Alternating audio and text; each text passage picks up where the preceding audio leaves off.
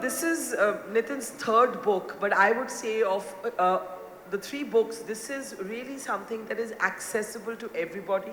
And I think the question is really upon us. It's an existential question. And the existential question is this: are we going to survive the AI age? And I was joking when I said, I thought that there could be a robot here today to have this conversation, but it is actually not an implausible idea at all. And I'll start with you, Nitin, to just maybe set the framework for this dialogue a little bit. You start your book by writing about automated self-driving cars. And you say that the first time you sat in one, you felt a little weird. But once you sort of got over that mental, I guess, obstruction, thinking, is this really safe? You were marveling at this moment when you do not need somebody to drive you around. And a few days later, you were in a rental car and you were speaking to the person who was driving that car, an actual human being, and he was very distressed to hear about your experience in the automated car. Now, in these two experiences lies, in a sense, the heart of what we're talking about today. Yes. One line in your book really stood out for me. You said, every job will change and many will be lost. Yeah? So let's start with the self-driving cars and what happens to, let's say, a person who's maybe come to the United States of America as an immigrant, is driving an Uber. What happens to him five years from now? Yeah, Barkha, as you say, it was a pretty stark moment for me. Yeah. And that's why I start my book with that story of the Waymo car. Because if AI can drive your car in the narrow and crazy streets of San Francisco, which is really not too far from Chandni Chowk in terms of the driving experience, that is as complex as it gets. And it was not like a safe driver. It's like a proper punter, like it will, shift lanes, it will stop, it is not going to stop like 10 meters away. It's like, it was, it's something. And it was, if there is ever illustration needed that AI is right in front of us, it was also very clear with the Waymo that the capability, you're only seeing a fraction of the capability. Yeah, there is a lot more in there, so that was kind of the, the great aha. And then, the next day, the guy who drives me regularly, bright guy, Chinese guy from Malaysia, it was very clear. He had totally done the maths. He said, my job will be there for 2 years. After 2 years, I have saved enough, I'm going to go back to Malaysia. And I think that, to me, was pretty poignant. And I think that's a real framing of the conversation in the world we are in, that there is a great opportunity. And of course, if you just think about autonomous vehicles and not just cars, but trucks, you can say that, hey, there is a great benefit of it. So does this self-driving car also have road rage? Does it stop and turn the window down and hurl some abuses at someone in front of it, as we often do here in Delhi? No, this is actually, again, only a half joke. Because I think for us, the question in the AI age is this: what does AI have that we also have? And what does AI still lack that only we have? Yeah, no, absolutely. That's the question, that, it is the creativity. It is also maybe empathy, which that car doesn't have. Which as drivers, as human drivers we have. So look, that's the entire point I'm trying to make. That the human essence, and to me the adaptability, the creativity, and the empathy. I think those are the three of the most core aspects. Now, I would also say, Barkha, that a lot of the discussion that I'm seeing is a binary discussion. Of course. That AI can do this or AI can't do this. Look, the reality is somewhere in between.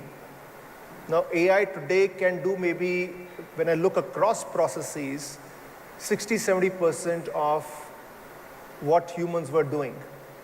There is a 30-40% which still needs the human, but a human who's operating at a higher level than what was the case earlier, because the human now has to bring judgment. The human has to bring context. It's not just the sheer doing the act. And I think that's what we have to think about, that we have to go beyond the binary, figure out the and, at least for the short, medium term, it's about the and. Yeah. I think there will come a point where even the and will disappear. So I want to read out a couple of data points from Nitin's book. And this is, by the way, something that concerns all of us. What happens to jobs? Yeah? And as I said, the book says that every job will change and many will be lost. And Nitin does a kind of forward-thinking breakdown in his book on what this might look like. So in the short term, which he identifies to be from 2025 to 2030, the next 5 years, only 2 to 5% of total jobs will be lost, he argues, while impact will be higher on specific job categories like customer service and software development. The real change comes in the medium term. It isn't that far away. I was quickly calculating, okay, how old will I be by the time this happens? Will it, is this still going to hit me? The medium term is defined by Nitin to be between 2030 to 2035. As AI becomes cheaper and more powerful, up to 45 to 60% of all roles may be significantly transformed, right? And in the long run, which is only identified up to 2040, so really the time frame we're talking about for all of this to happen is the next 15 years, Nitin argues virtually every job will be touched by AI. Humanoid robots and autonomous agents may become integral to the workforce. As AI agents attain greater autonomy, even many of the human plus AI hybrid roles created in the earlier phases will become redundant. By this stage, it is estimated that 35 to 50% of all jobs could be lost to AI, making it the most sweeping labor disruption in modern history. Like, I think this was like such a critical sort of set of data points for me to put out here. And to my left and right are two leaders of their own worlds, the corporate world, the education world. If this is true, and this is the pace of change, Pramat, that is coming, the education in the way we understand it, actually, the model is redundant, right? The emphasis we place as parents on a certain kind of degree for our children, right? That degree may be entirely irrelevant. And what's going to matter more is a certain kind of skill. I don't precisely know what kind of skill, but I'm thinking that everything you've done when you've set up Ashoka, ISB, others like that, it may not have much meaning in this world that we're talking about. Will it? Or are you a skeptic of how fast this is all going to No, change? I'm not a skeptic at all. I actually agree. I heard most of what Nitin had to say, and I agree almost with everything. There's nothing much I disagree with. I think that a couple of things. One is that Nitin mentioned this, but education is a used case, as is now the expression, that is going to be severely impacted. And I think it was one of these guys, Jobs or Gates, or who borrowed from somewhere, who said that you overestimate the change that technology brings in the short term, and you always underestimate what it does in the long term. And I think that will happen here as well. So everybody's talking a lot about how it will disrupt and so on, but it will take time, because we are so caught in this dilemma that Nitin ended with, that we don't know which way to go, how fast it will change. If you talk to our faculty, they are all like the deer in the headlights. Their first reaction is, oh, all our students are cheating, what do we do, right? So I think education is going to change completely. It already has. We are not watching it, but I've been involved in the online learning space for the last few years. And now, of course, you have people learning through AI, personalized tutoring, and so on. It's already happened for a very large number of people who cannot access formal education. So they have no choice but to learn quickly. But I'm hearing this and thinking that's the good news. Yes, of course. If you see how Of course it desperately is. hard it is to get into a good college Yeah, so today, I actually feel... get into a good school today. Yeah. So I actually feel that, actually if you look at it, ISB was the first precursor to that because it doesn't give any credentials. That Correct. is, Correct. it just gives a piece of paper. Right. So that actually proves the model, that you actually don't need formal education to get a good job. Yeah. People don't realize that it's always referred to as an educational institution, but it isn't. But coming back to your question, I think we've recognized already, a lot of the leading institutions recognize already that it is about problem solving and leadership and some of the things that Nitin is talking about. And the importance of getting stuff done.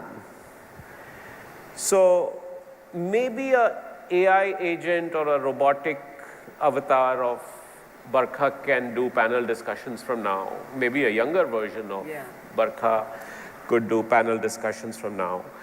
And maybe I was once talking to Amir Khan and he said that he can keep acting in movies for the rest of his life and doing a kid's role so all of those things are true.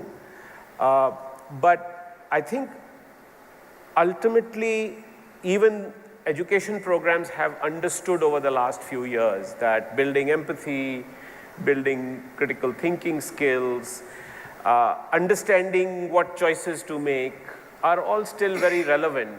And we haven't made the full switch to that, but you are absolutely right that we will have to, because the technical skills, and again Nitin talked about that, the technical skills that we keep teaching will have to be put on the back burner, so as it were.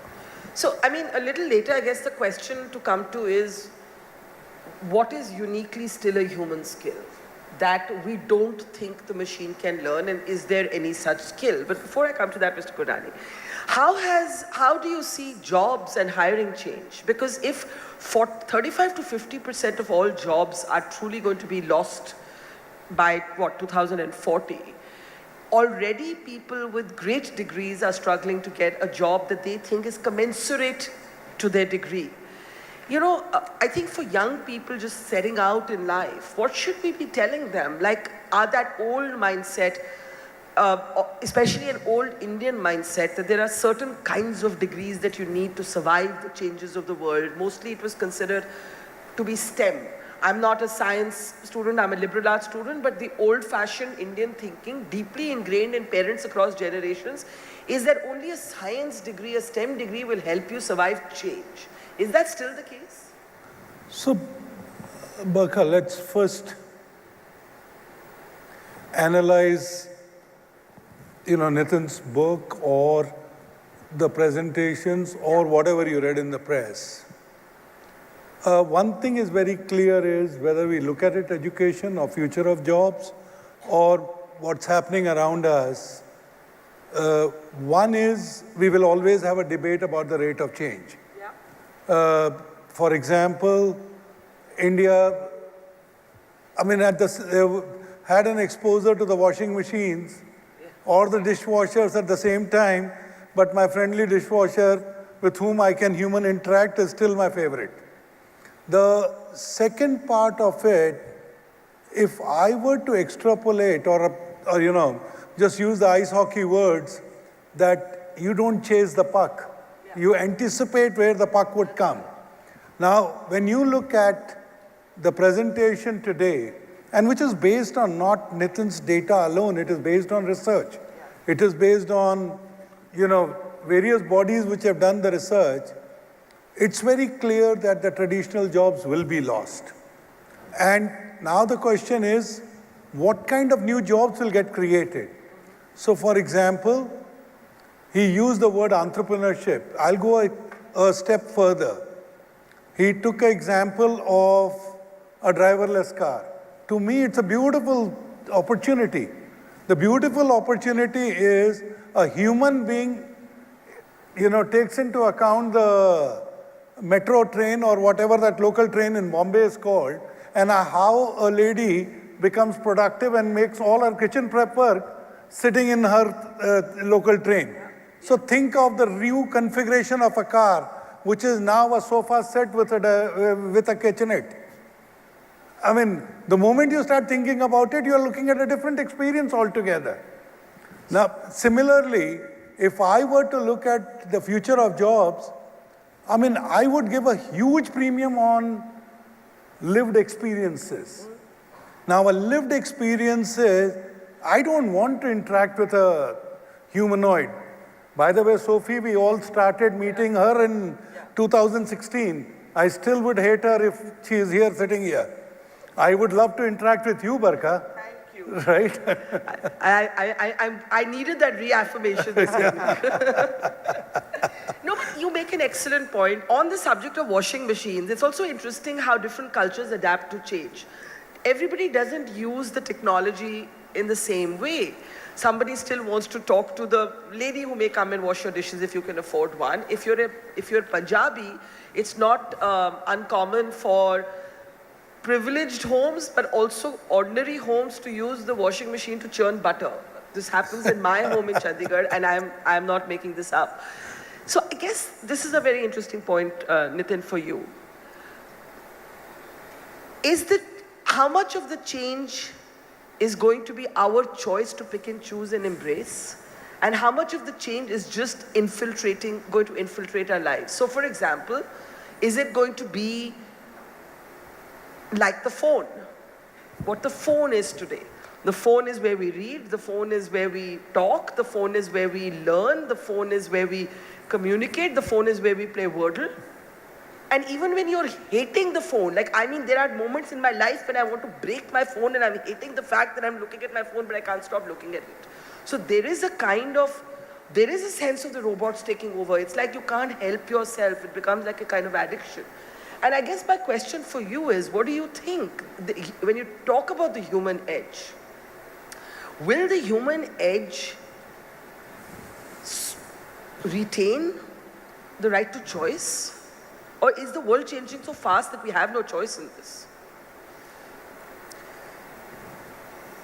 I would love to say that we have a lot of choice, but my view is that we are being pushed.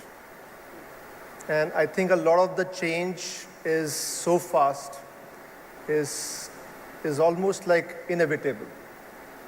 So, why go too far? If I look at the tech industry, CP is a grandmaster of that industry. I think our hands have been, we have been pushed over the last 7-8 months. I think the speed and the magnitude of the change has been a bit of a surprise. Can you give an example of something that has quietly already changed our lives that we don't notice? I mean, ChatGPT would be one, but something else that is actually now in the middle of our lives that we don't notice it. It's become so organically. So, I would stay with ChatGPT. I think it is such I want to give an example. I just used it earlier in the evening, but it's really instructive, about the spread of technology. So this was last year, and I had, this was still my second book. I had gone to a lovely professional university in Phagwara for a talk, and it's like a huge university, so all that is good. But next to it was also like a very small college. And I felt we had, I should go there and talk there. So it was proper Punjab ka pind. Okay, sarson ke khet, like seemed like a, Yash Chopra movie and all of that. I go there. Did you do this? We did that, all of that. See, now no machine is going to do that. So, no, it's And not impulsively, at least. all the teachers, they were a little clueless कि मैं आया क्यों? कि actually कोई ज्ञान देने भला करने क्यों आ रहा है यहाँ पे? तो सब nobody, अंग्रेजी में कोई नहीं बोल रहा था वहाँ पे, पंजाबी में बोल रहे थे. So then there was a presentation, उन्होंने सबको इकट्ठा करा हुआ था. And, I started to give my presentation. I realized it was a futile task. So मेरी टूटी-फूटी पंजाबी में मैंने कुछ-कुछ बोला. Then I stopped. मैंने कहा, this is not working. So I asked a question. This is like a year and a half back. How many people use ChatGPT? 80% hands went up. Or then when they opened up, I was absolutely gobsmacked, that the quality of questions that came from that chota sa college in the Pind in near Fagwada were amazing. I speak with Ivy League, students all the time, and it was no less. And it's just like something, we talk about job losses and all of that, but it's also the positive democratizing, nature of AI that, we say that ChatGPT is making us, an addict and all of that, but it is really bringing, how much of our lives it has become in such a short period of time. It is quite remarkable. So I think it changes the idea of knowledge as a kind of enlightenment. That, in ChatGPT, it can level or bring everybody down to the same level, except that you still need your mind to give a smart prompt.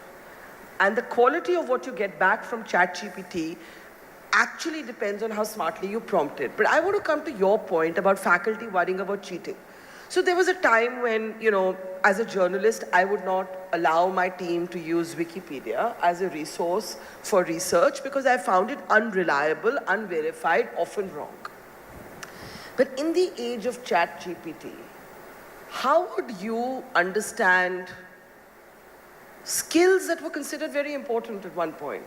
How to construct a sentence, how to, write with proper basic grammar, how to know where to put commas and full stops. ChatGPT will do it all for you. The only problem is everybody sounds identical. Yeah.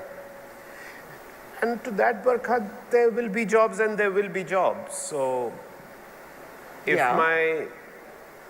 my secretary is from somewhere, Punjab, and doesn't know good English, and she knows how to use ChatGPT to write good emails, it's great.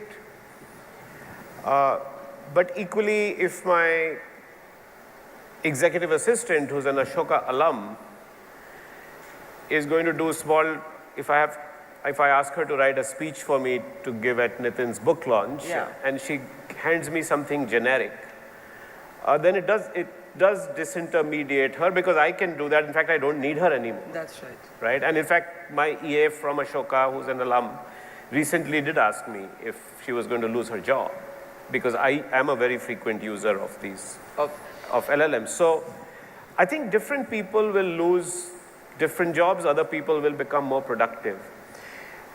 And just to make this panel a little bit lively, which is always what you like to do, I somewhat disagree with Nitin. I think every time there's a new technology, there's this thing that is going to change. In the near term, lots of people lose jobs. Yeah. And there are many examples through history. Look, since Nitin was using the car example, look at the number of cab drivers who are using Google Maps. Yeah. Do you think their cognitive skills have improved or gotten less? Right? I mean, there's a lot of road rage. Yeah, but I will tell you that nobody remembers the way to anywhere now. That's okay. Nobody remembers a phone number now because you call a name. The only number I remember is the landline number at my father's house. Because but you are calling many more people now. No, it's true, but I'm responding to your question about is it hurting or helping your cognitive skills? Yeah, no, it is developing a new set of cognitive skills, I would argue. And I think we don't talk about that enough. Yes, skills are lost. But there are a lot of new skills that get built. It takes time. So I think, and he's not that pessimistic. He ended on a positive note and said you can create 1.6 billion entrepreneurs instead of 1.6 billion jobs lost. So I think in human history at each stage, there's a classic example of gas lighters in New York City, right?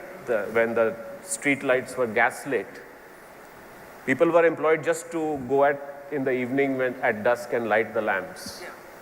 And in fact, they were so lazy that they used to take the urchins on the street, homeless urchins, and give them a little tip, and they would go and light. They didn't even go to work. And then suddenly when electricity came, they lost their jobs, including the little urchins.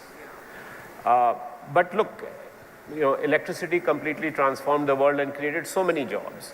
So I do think that we've seen that happen. I don't think it's a question of just happening for educated people. I think this may be an answer to a lot of problems India has.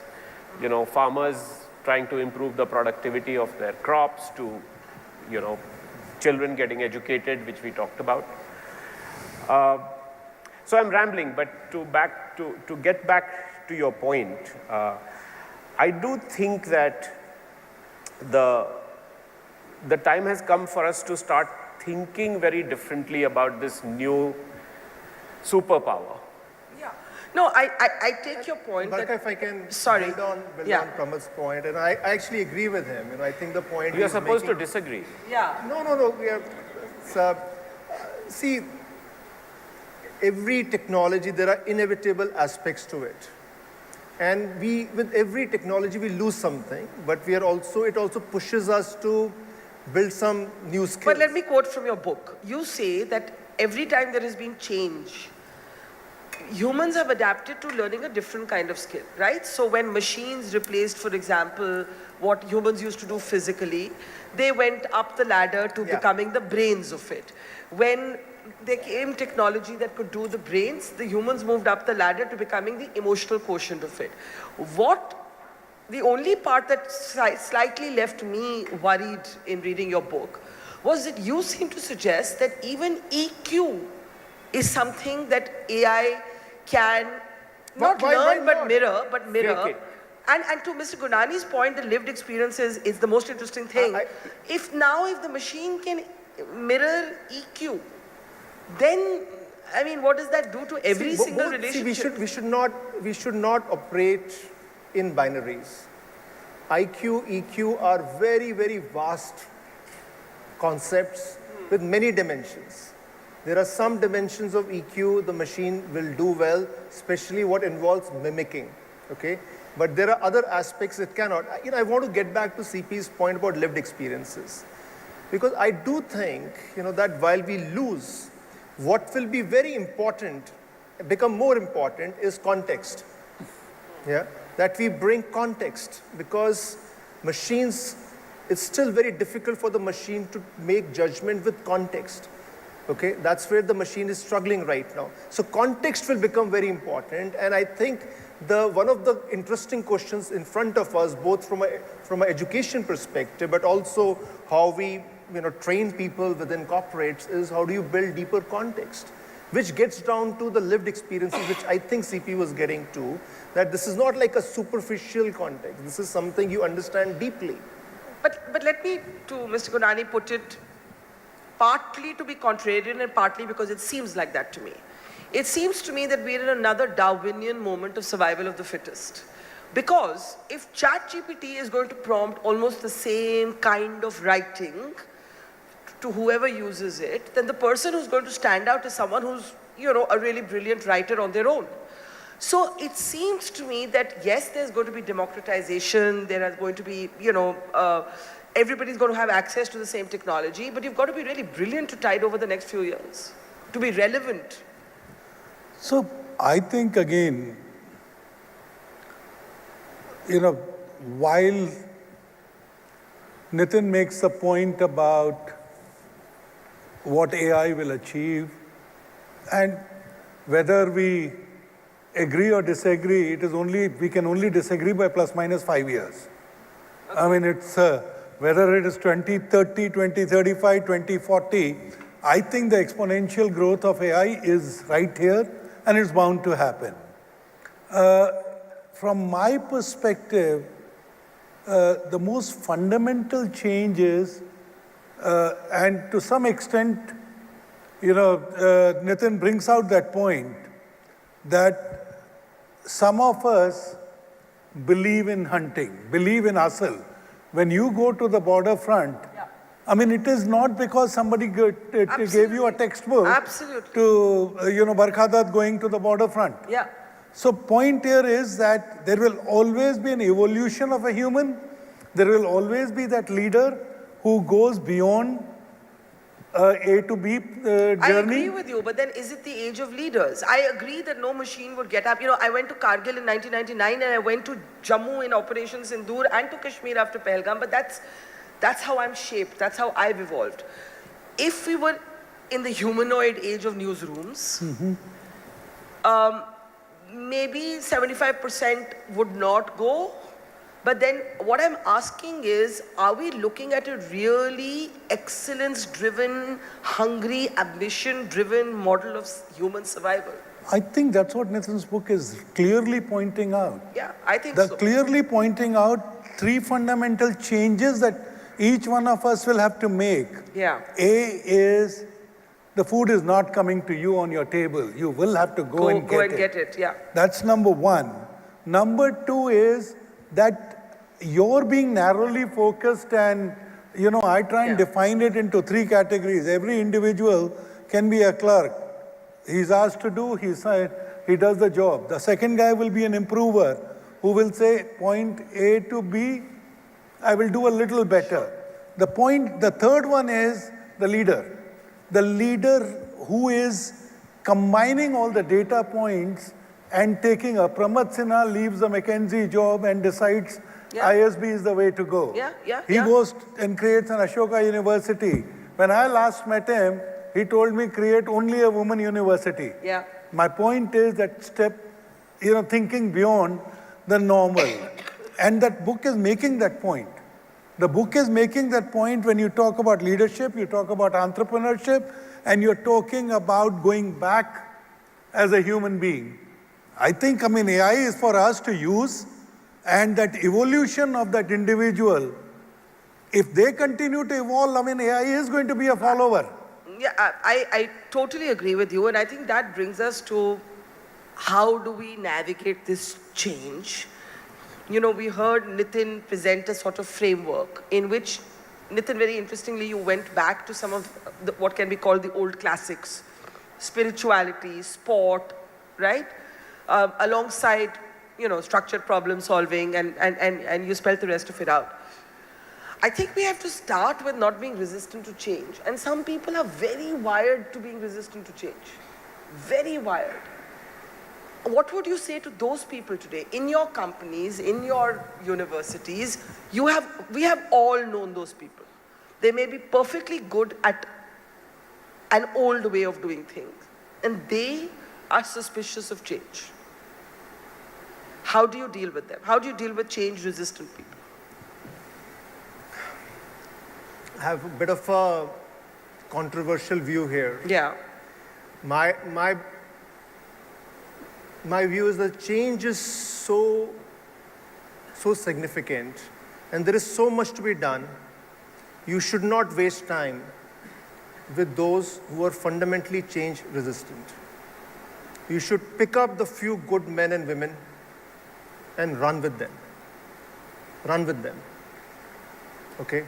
I think we have to, now as a policymaker, maybe you can't take that view, but certainly as an entrepreneur, I've thought about it, that's my view. Yeah. Okay? There is so much over the next 12, 18, 24 months. We will, and I think that is true for many businesses today, we will have to pivot and rebuild our businesses. So, is it that easy? Barkha, I'll put it differently. In everything that happens around us, there will always be somebody who takes the first step. I still remember 7 years ago going into WF Davos, and the NDTV crew was carrying their Samsung phones. Yeah. Now, for all I know, they didn't have the budget. Yeah. Right? But the point is that they were telecasting with a Samsung phone and nobody else was doing it. Yeah. Everybody else had those bulky cameras and bulky lights to carry around. So there will always be leaders who go one step forward. And the reality is that it is the way of life. Somebody will be a disruptor, somebody will be a game changer. And those game changers cannot be everybody.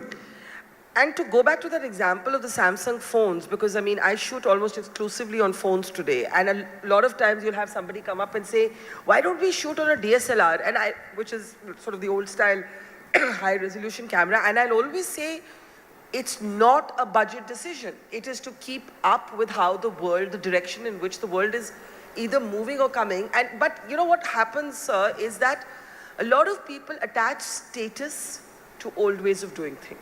So somebody somewhere would have said, अगर मैं Samsung phone लेके जाऊँगा ना, तो वो सोचेंगे मैं गरीब हूँ या मैं important नहीं हूँ. No, I'm actually being serious.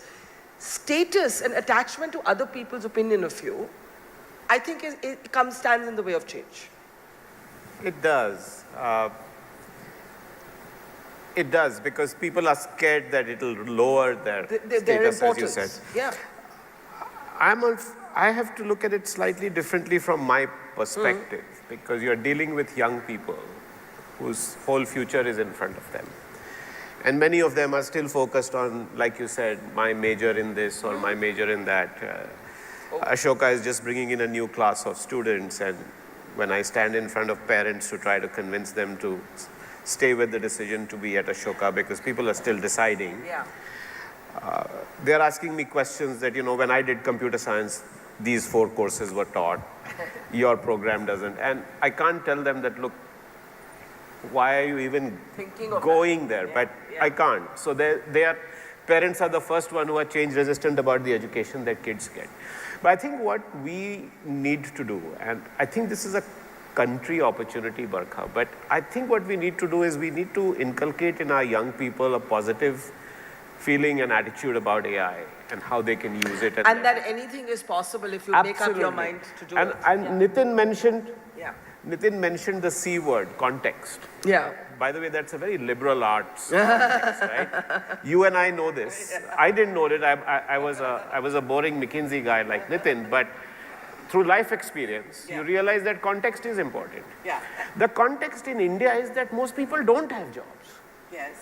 Our biggest challenge is getting jobs. If you could actually make everybody an entrepreneur, if you needed a new slogan, Har Ghar Vyapar and all that, which people say, I think you can really have Har Ghar Vyapar without getting a BA or PhD and driving an auto with a big degree. Barkha, So I sorry, really- process thing, I think CP has a hard stop. Okay. Yeah. I wanted to, sorry, but I think I'm happy to stop. But no, but I think point is I think the point is well taken here, that it is about possibility. Do we have 5 minutes for questions? 5 minutes for questions from the floor. we can let CP go and we'll take questions on. We can answer on his behalf. If you need to hop off, do you need to hop off? Okay, anyway, we have 5-10 minutes only for questions. So if anybody has a question, a shared experience, okay, let me start this off. How many of you use ChatGPT? Please raise your hands. And anybody get up and tell us what you most commonly use it for. That would be really interesting to hear. Anybody please just stand up and come on now, be a leader. You heard so much about leadership. I think there's a hand there. Can we get a There were many mic hands. there? Please, if you stand up, we can, yeah. Let's get her a mic. Sir, you hop off whenever you need to. Okay, holler from wherever you are. Just project. Yeah. Okay, can't hear you. जोर से बोलो. चल बरका हाँ जी जय माता जी वाला ही हाल है Good to see you. Good to see you. Thanks. चल प्रमथ Bye, CP. Acha, now issue is that come up here and ask your question because we can't hear you. no Now we can. now it's Okay. working. So quickly to the question, what ChatGPT is about? It's condensed content. Hold the mic close to you. It's about condensed content for me for now. Yeah. However, my question is, I want to move the conversation a little away. Can't hear you. Can't Oh hear wow! you. Come aage. Come aage and just come here and ask your, because we really can't hear you. Is that better? Yeah, Yes. just Yeah. speak into the mic. actually. Yeah. Yeah. Sorry, CP. Picture before you go. So, hold on a second. Huh? With a copy of the book? Okay. प्रमथ किताब ले लीजिए. Oh, sorry. Huh. Mic?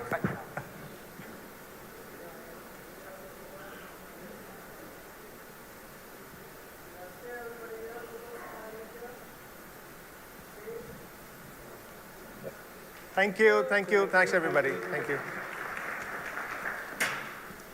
Okay, you said you use ChatGPT. Where did that young woman go? Yes, Hanji.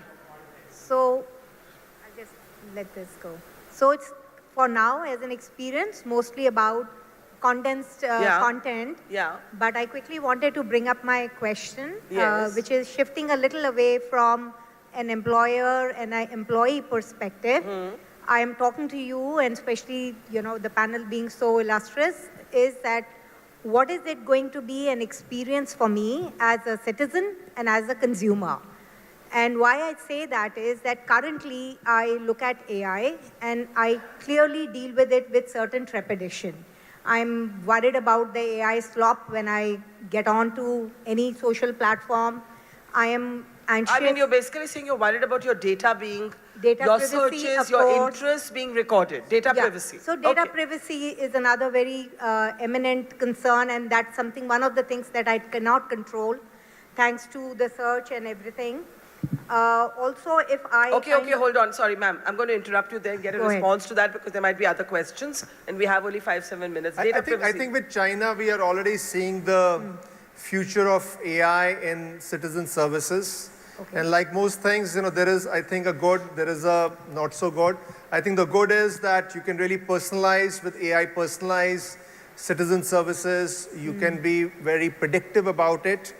You can make it very seamless for customers that, birth happens, birth certificate directly getting dispatched to your house, blah, blah, blah. So there is, in China, we already see that. There are also smaller countries like Estonia, which are probably leading No, in... she's saying the machine will know everything about me and what there it is the, shares it on. But there is the police state part to it as well. Correct, Yes. correct. Okay, so Yeah. I think the George Orwell's 1984, I think that scenario is also very possible, and I think China is also an example of that. So look, I think as far as citizen is concerned, both aspects are there. I think you also made a point about data and data security. I think that's a very, even as this whole AI thing plays out, data security, some rules around it is absolutely paramount. Yeah. There is a lot of conversation happening. I don't think it's come to a conclusion yet. Okay. But I think it's like, traffic rules, that the most basic traffic rules in the world of AI is very difficult to establish them, but the most basic ones are to do with data, which is to do with data security, data bias, data privacy. So that will need to be established. Okay. there's enough Ma'am, may I innovation. give someone else a chance, please? There are hands behind you, and yeah.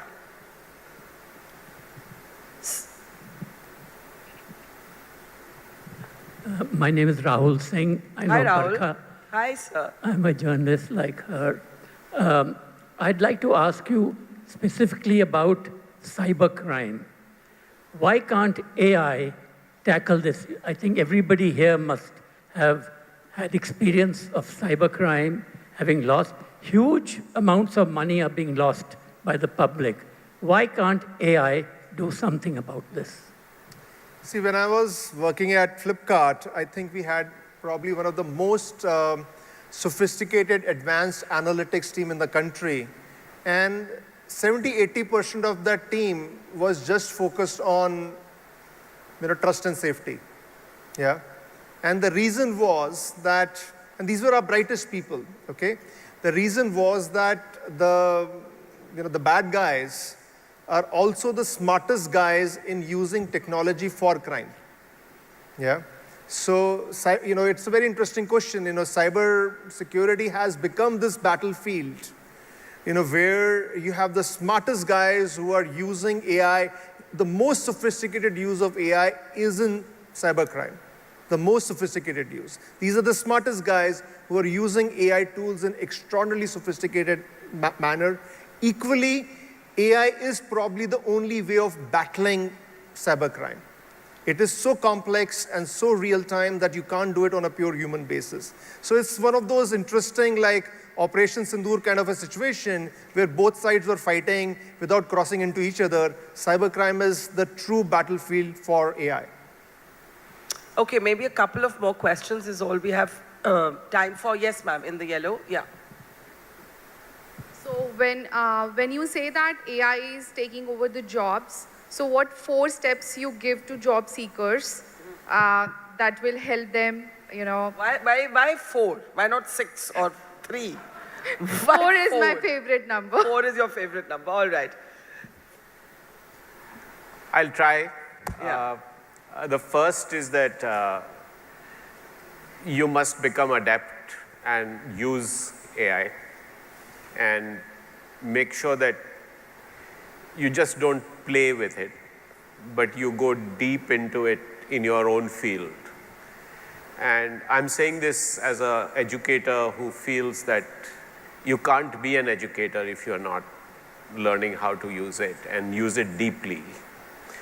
I think the second is to start to actually apply it in the real world rather than just for your conversations and improving your documents or creating things for yourself, but applying it to something. So for example, students need career counseling. So can you use that AI engine to actually help a student find a good university to study in?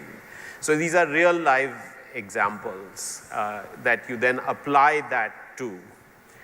The third, I would say, is that then you start to look at how it is helping you and where is it helping you, so that you don't waste a lot of time using it, that you use it in the most productive areas where it can help you as a professional. And I think the third is to try and work with other people who are also using AI. Because you will find that then your productivity gets even more multiplied, because you have a group of people who are similarly minded, and we were talking about people who are open to change and working with others who are also embracing the new technology. So those are the 4 things I can come up with at the spur of the moment. But the first thing I would say is that you should be very positive about your future. Okay, last question here. Yeah. Okay, we'll take 2 questions together, there and then here. There's one. Okay. Is there one here also? Yeah. Okay. Oh, sorry. Okay. Yeah. So, see, Nitin, excellent thought, very deep thought. You tried to address it much deeper than what I was hearing even in the panel discussion. All the inventions that have happened so far have been for humans, for them to adapt and to use. This is the first invention which will make humans redundant in many ways. And in fact, this is now disrupting the demand-supply economics of marginal utility. And the problem is that we will not have the time and luxury of time to catch up with it and do something about it. So my question is, there is a lot of conversation happening around responsible AI. Should there be I should not call it moral policing though, but should there be a central authority around it that, hey, AI should go here and not there? And till the time you were talking about Gen AI, it was still okay. But the moment agentic AI has come into the frame, it is very, very worrisome. Interesting. Yeah. See, my view is very clear on this, Gaurav, that you can't really stop a river in full flow. AI, any technology wave, and I think AI in this case, I think it's not like nuclear power, where 10 countries can come together and sign a nuclear non-proliferation treaty. That genie is already out of the lamp. Okay. Now, is there a need for ground rules? Answer is yes. I think there was this question about data, and I think that is absolutely needed. But I think engaging in this conversation around where AI should go or not go, who's going to control that? I think it's in Hindi, there is a very beautiful word called Vivek, which is also the name of my elder brother. So Vivek means discrimination. Or the judgment to decide. Which is to say that what can change, what cannot change. And then you focus on what can change. I think there is a need to first accept the foundation of any change is acceptance. First you accept it. This is what is. And then you get your head around what is it that you can do. And I think really the main point I'm trying to make through this book is, guys, let's get practical. Okay? AI is very significant. If we keep on valuing in self-pity and philosophical posturing, we will just lose the opportunity. I think Pramath and CP, I think everybody has talked about some very practical aspects. It's game on. It's game on. And, and let's be practical and seize the opportunity, and as opposed to trying to change the course of something, which is innovative. And while we think of, just to add a little bit of my own experience, when I did a show for television, I needed a 15 to 16 member crew to go live. I literally, at the same production quality, I'm able to do that show with 2 people. And I think the time is not far when I will actually be able to pre-program 4 buttons, switch cameras, have the graphics come up. And so from an entrepreneurial point of view, that's a huge plus for me, because I'm saving costs. Your barriers to entry are just lower than they've ever been in at least my profession. I mean, the digital world has opened up for independent practitioners of media, the kind of space and level playing field that never existed, I would say, 6 years ago. 6 years ago, I would not have been able to run my own company in media. Today, I can go head to head with a giant television channel at a fraction of the costs. And so there is great opportunity. I'm only sharing the story to say that we've spoken so much about, our worlds are going to come tumbling down. There's also a lot of opportunity here for anybody who wants to seize it. Sorry for that little mini lecture, but last 2 questions? Yeah, yes. over here. Yeah. Yeah, so first of all, before I ask the question to the panel, just a quick, example. You asked about who is using ChatGPT. So I am an equity fund manager and I use it for equity research. And what I've found is that ChatGPT and some of the other tools are extremely efficient when it comes to synthesizing a lot of data, particularly, gleaning data from multiple different sources. But having said that, what I've found a little bit inefficient still is that, there is an element of positivity bias, which I've seen, which is that they tend to indicate or give a more positive side of the analysis rather than highlighting, the negatives. So that apart, I mean, the tools have been fairly efficient. Now, my question is that what we have seen really evolve over last few years is that in the AI domain, it's the US and China which have come to, march ahead. And India, despite having a very vibrant and very, efficient IT industry, they were never able to come up the curve in a sense when it comes to AI. So a DeepSeek, for example, emerged from China and OpenAI is from US. Why can't we have, our own AI models? Okay, so, can I just take that question together in the front row, and we can answer them together? Just project, or there's the mic. My question essentially is to all of you, okay, primarily to Nitin and Pramad. I have a middle schooler at home, right? And I remember at one point in time when I was reading Nitin's book, one of the things that really scared me and got me thinking is that if this is such a tectonic shift in terms of, education and employment, then why is not more conversation happening at the policy level, right? And the way the education system in India is structured, I shudder to think that, first of all, we are preemptively creating, the mindset is placement, right? So it's a very pro-job seeking sort of educational culture. We don't teach our children about the relevance of entrepreneurship, right? All the best colleges in the country are just so placement focused, right? That's what they advertise and that's what they promote. So forget about people who are getting into the job force right now, but if, the change vis-a-vis AI is coming at this speed, what about kids going to school? Okay, so that one to Pramath and India and AI to you. So we'll start with you, Pramath.